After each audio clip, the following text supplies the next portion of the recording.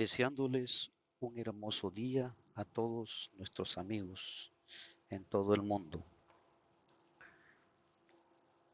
Noviembre 1, martes, noviembre 1. Tema: consumado es. Lee Juan 19:1 al 30.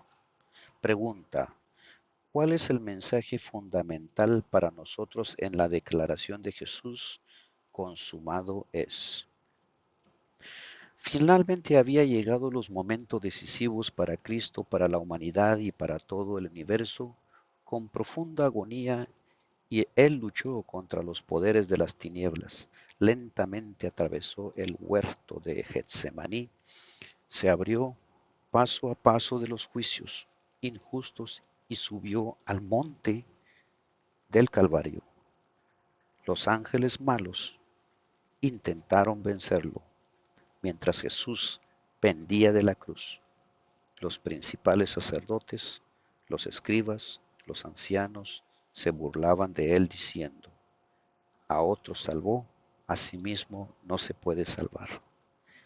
Si es el Rey de Israel, descienda ahora de la cruz y creeremos en él. Mateo 27:42. ¿Podría Cristo haber bajado de la cruz y salvarse a sí mismo? Si hubiese podido, pero no quiso hacerlo. Su amor incondicional por toda la humanidad, incluyendo a los burladores, no le permitió rendirse. En realidad, los escarnecedores estaban entre aquellos por quienes él moría para salvar, y no podía bajar de la cruz y salvarse a sí mismo, porque no eran los clavos los que lo sujetaban, sino su voluntad para salvarlos. A Plummer, an exegetical commentary of Gospel according to Saint Matthew p. 397. Con su sufrimiento, Cristo derrotó el reino de Satanás, aunque fue Satanás quien instigó los acontecimientos que lo llevaron a la cruz, incluyendo la traición de Judas, según el libro de Juan, Evangelio de Juan, capítulo 6, versículo 70. Juan 13:2 y 27. En cierto modo, de una manera que el evangelista no pretende describir, la muerte de Jesús es tanto un acto de Satanás como un acto en el que Jesús gana la victoria sobre Satanás. G. E. led A Theology of the New Testament, page 192. Al exclamar desde la cruz, consumado es, Juan 19:30. Al exclamar desde la cruz, consumado es, Juan 19:30. Cristo dio a entender no solo que su agonía había llegado a su fin, sino especialmente que había ganado el gran conflicto histórico cósmico contra Satanás y sus fuerzas del mal. Todo el cielo se asoció al triunfo del Salvador. Satanás estaba derrotado y sabía que había perdido su reino, deseado de todas las gentes. 7:19. Página 719. Es difícil captar este asombroso contraste.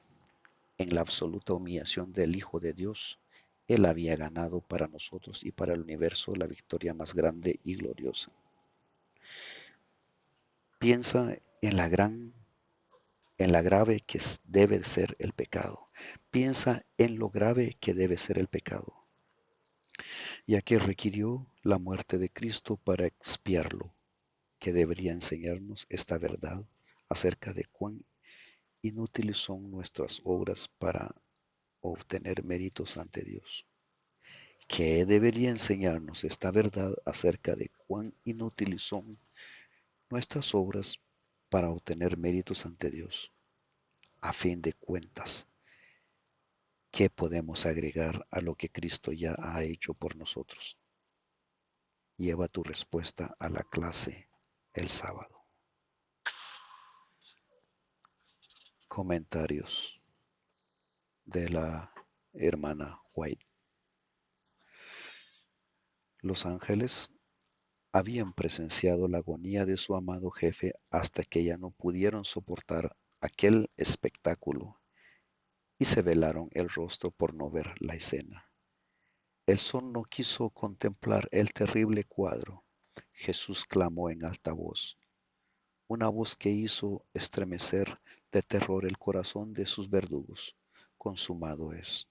Entonces el velo del templo se desgarró desde arriba abajo. La tierra tembló y se hendieron las peñas. Densas tinieblas cubrieron la faz de la tierra. Al morir Jesús, pareció desvanecerse la última esperanza de los discípulos. Muchos de ellos presenciaron la escena de su pasión y muerte, y llenóse el cáliz de su tristeza. Satanás no se regocijó entonces como antes.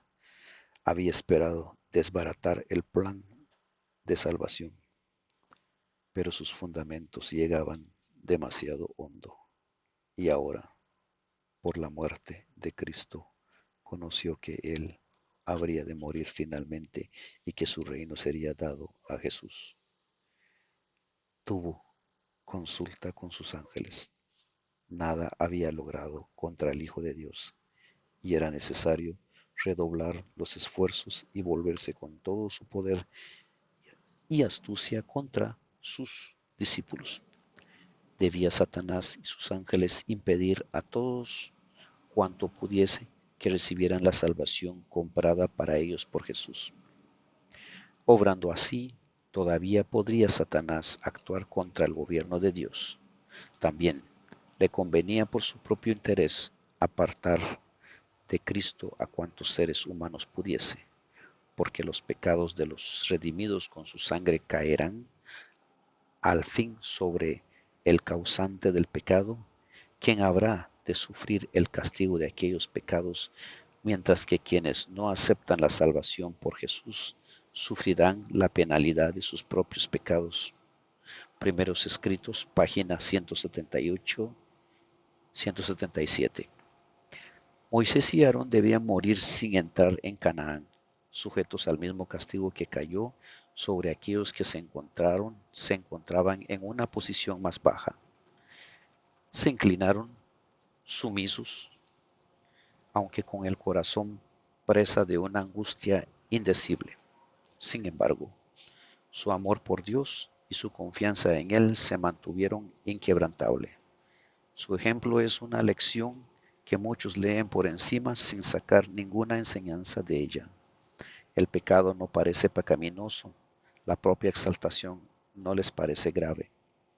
Muy pocos se aperciben de la pecaminosidad del pecado y sin embargo se engañan pensando que Dios es demasiado bueno para castigar al transgresor. Los casos de Moisés y Aarón, de David y muchos otros muestran que pecar de pensamientos, palabras o acciones no es asunto seguro. Dios es un ser de infinita compasión y amor. En el discurso de despedida que Moisés dirigió a los hijos de Israel, dijo, porque Jehová tu Dios es fuego consumidor, Dios celoso.